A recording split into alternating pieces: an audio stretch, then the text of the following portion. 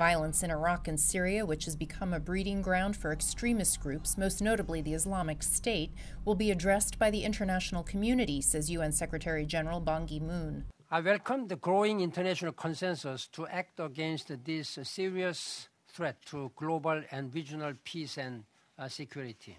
A centerpiece of that effort will be a UN Security Council meeting chaired by President Barack Obama on the rise of foreign terrorist fighters. New York University professor Richard Gowan says the meeting sends an important political message. President Obama has put together a coalition of 40 countries to fight ISIS, and at the UN he will be reaffirming that struggle.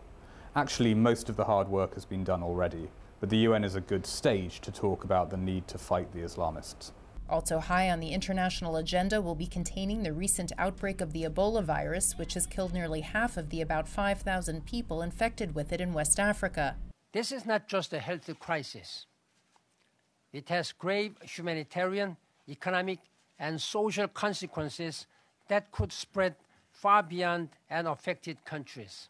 U.S. Ambassador Samantha Power says the annual meeting is meant to bring leaders together to address global challenges. Both of these threats, I think, illustrate the founding purpose of the United Nations and the purpose of bringing the heads of state of the United Nations together every season, which is how do we pool our resources to cooperate, not only to deal with common threats, but to deal with threats that we simply, no single nation can deal with alone. Crises in Africa, the conflict in Ukraine, and the aftermath of the 50-day-long war in the Gaza Strip are other issues that will be discussed by the leaders. The Secretary General is also convening a summit on climate change to urge countries to make commitments to cut greenhouse gas emissions. NYU's Richard Gowan says the past year has been an especially difficult one for the international community. This has been a really painful year in UN diplomacy, with fights over Syria, fights over Ukraine.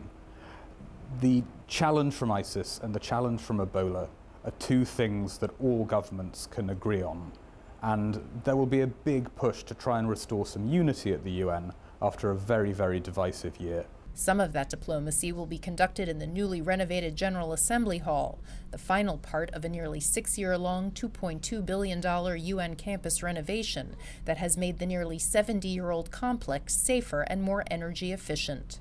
Margaret Besheer, VOA News, the United Nations.